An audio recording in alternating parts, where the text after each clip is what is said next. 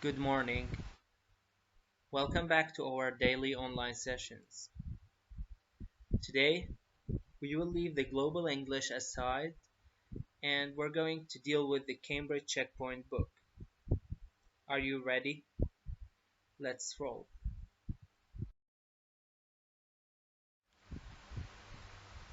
Let's see what is our lesson about today. We will be starting with Unit 9, Meet the Family. First, we will read a text and we will answer its questions. After that, a spelling rule will be explained. The following point is going to be the selective summary. And after the selective summary, you will be introduced to chronological order. And we will finish the lesson with using variety of sentences. We will learn how to use different types of sentences.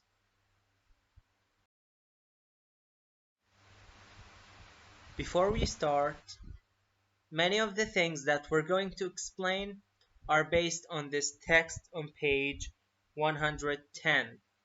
So for the ones that don't have their books, you may have a look on this one here. And there is another page to continue the text. So you can stop the video and start reading it.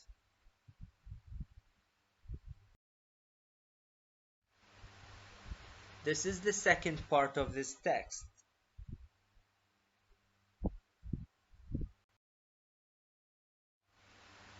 Okay, so the text that you just read is about a young girl that is being worshipped in Nepal. People treat her like a goddess. So we will try to answer the questions that are given in your book. Starting with exercise 2 on page 112A. We have some synonyms here. Both the words are given, but we should find which is for which. So to start with, incarnation is personification. Horoscope is prediction. Elaborate means decorated. The dress that she wears is decorated, elaborated. Attributes are qualities. Ritual, performance. Impact, influence. And finally, unique, unequaled or special.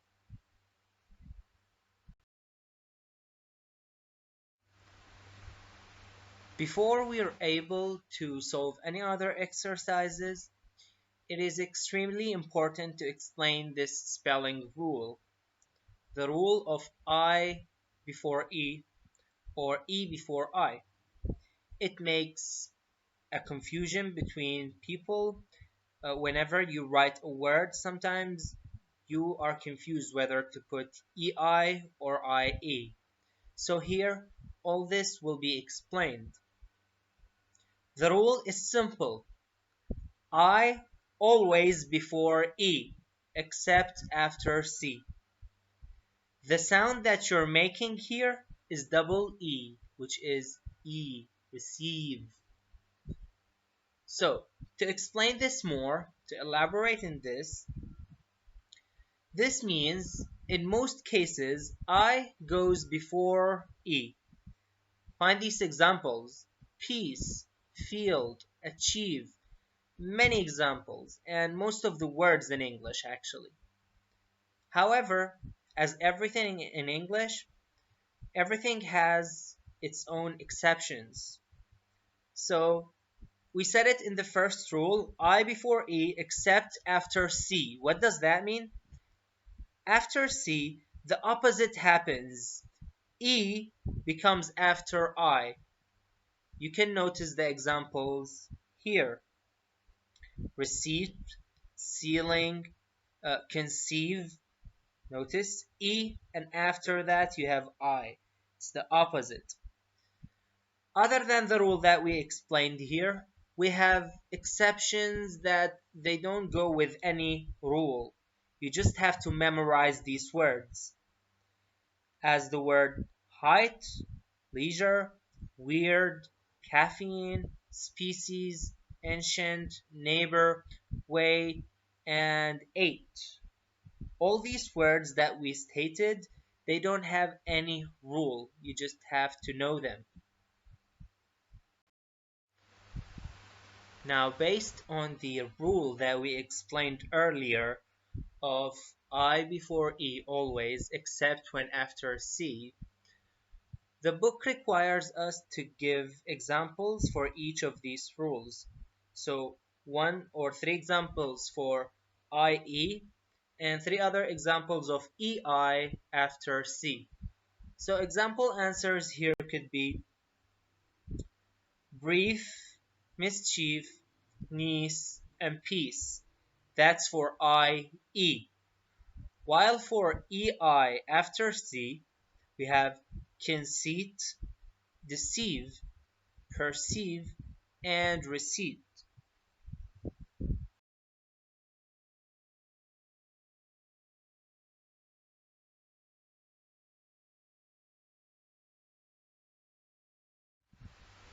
We would continue solving exercises with exercise 3 on page 112.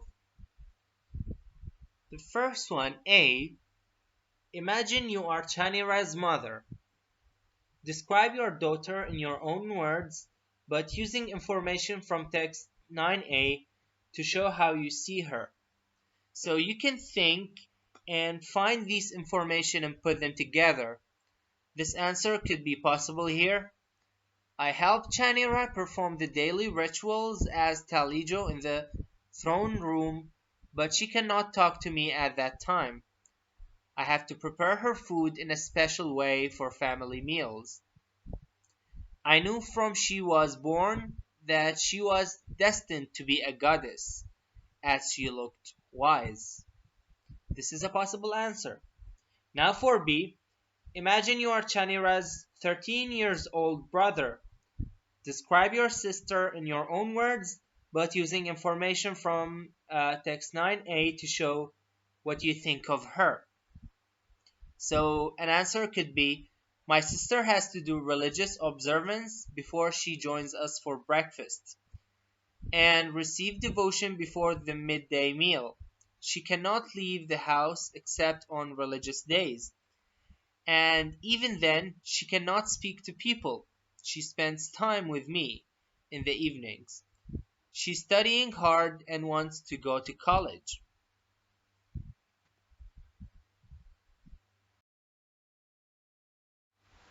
Before we could solve C, we need to explain a very important thing here, which is selective summary. You already learned how to summarize, using only the important information and not putting examples and unnecessary details and all the things and rules that we learned. But here in selective summary, it is kind of the same but with a difference of what's the meaning of a selective summary. It's when you have to summarize a specific thing. So you're not giving the whole text to be summarized. You will only summarize a specific thing. So you have to summarize only the relevant parts of the text to the questions. So I will give you some tips for a good selective summary. Starting with the first one is to highlight the relative parts. If the question is about what is she doing in the morning, you will not go to the activities she does at night, because you have to answer only the summary for the question. Question requires the morning only this period of time. Another tip is use your own words to summarize, but at the same time, do not change the meaning. Number 3, make a plan to organize your information. So you have to put these information that you have that you already highlighted in a specific order, specific way. So how would you put these sentences? You can use compound sentences, complex sentences, or present participle.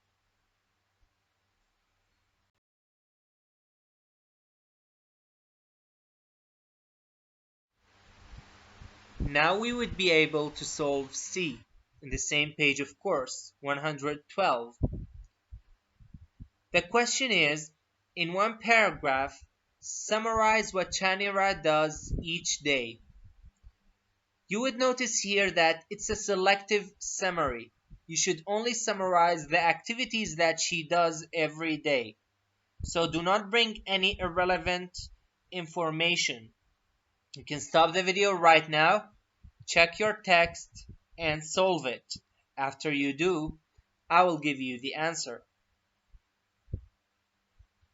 If you finished by now, we can give you the answer. This is a possible summary for the question of what she does each day. Chanira gets up early and dresses for her duties as a Kumari. She performs rituals and receives devotees in the puja room every day, during which times she cannot speak or be spoken to. She eats with the family 3 times a day. She does her homework in the morning and has lessons in the afternoon and evening. She is allowed to relax before she goes to bed at 10 p.m. Notice that we summarized only what she did without adding all the other information of what people bring, for example, or any other things. Only what she does.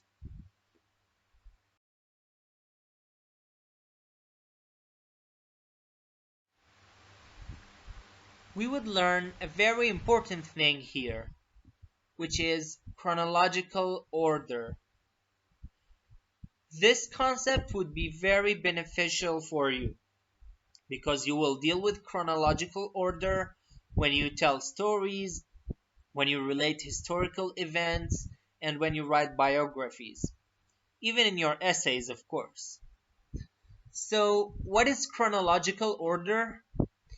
It is a way of organizing ideas in the order of their occurrence in time. To summarize all this definition, chronological order means time order. So you say things in order. You start in the morning and then the afternoon and then at night.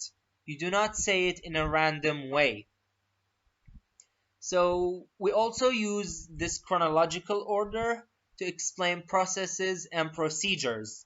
So you start first with one thing and then you continue with others. You do not start in the middle and go back to other things. That's chronological order, time order.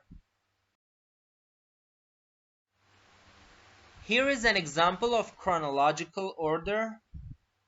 By the way, chrono means time. So when you read a story or a novel, usually the boy meets the girl, they fall in love, and after that they get married.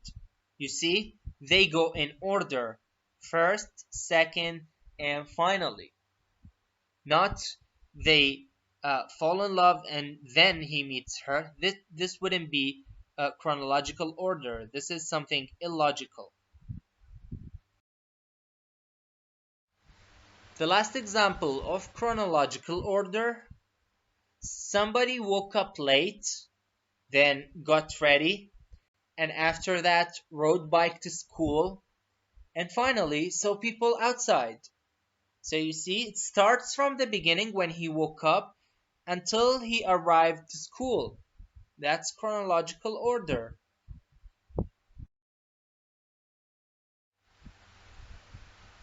Our last point for this lesson is using a variety of sentences in your writing. Using a variety of sentences is of great significance because you don't want your writing to be monotonous. What is the meaning of monotonous? It is something that lacks variety or becomes really repetitive. So when you write, for example, a paragraph about yourself, you will be using the pronoun I in the beginning of each sentence. It is not wrong, but it would sound really not that good. So try always to use other things, as we will explain later. So imagine you're hearing this paragraph, or you're reading a paragraph, and each sentence starts in the same way. I wake up in the morning. I go to school every day. I come back from school. I sleep at night. This would be extremely boring, monotonous. So, how to avoid being monotonous or to sound monotonous? We will give some tips here. First, we can begin each sentence differently. It's important not to repeat the same way of sentences. Another way here, which is really connected to the first one, is to use different types of sentences. You can use declarative sentences sometimes. Sometimes you can use exclamatory sentences, or why not, if possible, to use some questions, some interrogative sentences. Another solution is to use compound or complex sentences. They will help you a lot in order not to repeat yourself. You can add a dialogue if possible. Adding a dialogue would be interesting for your writing, especially if you're writing a story.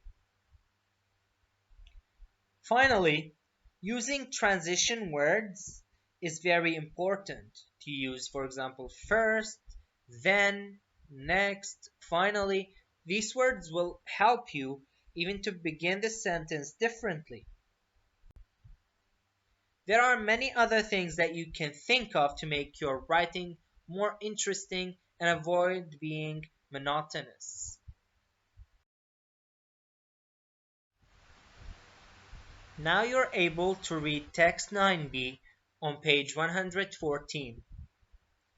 After you do, we will be solving exercise 5 in page 115 together. This exercise contains A, B, and C. All of them are about punctuation marks. We are required to know how these punctuation marks are used, what is the rule and why. We already explained some of them.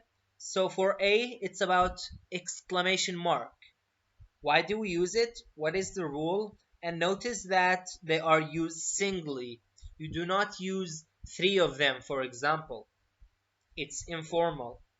So for A, we can say exclamation marks show the emotion of the speaker or writer, which is usually surprise, joy, or amusement. They can draw attention to the dramatic or ironic nature of what is being said. They're also used for standard greetings, like congratulations and happy birthday. Whenever you say these, you have an exclamation mark. As for B, it is asking about the hyphen. Remember yesterday that we explained compound adjectives. What do compound adjectives have between them? It's a hyphen. So the answer could be hyphens join 2 or more words so that they can act as one, like well known, and many other examples that we said in yesterday's lesson. Finally, you have C, talking about dashes. What is the use of dashes? Why do we use them? Well, dashes add extra information to a sentence, as if as an afterthought.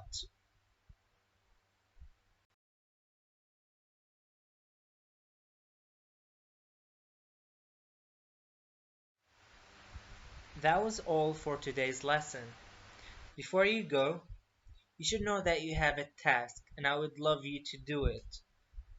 It's on the workbook, page 56, exercise 1 and 2. It's only about how to write IE and EI, and the other exercise using some punctuation marks. So please try to do it. And thank you so much again for being here. See you next time.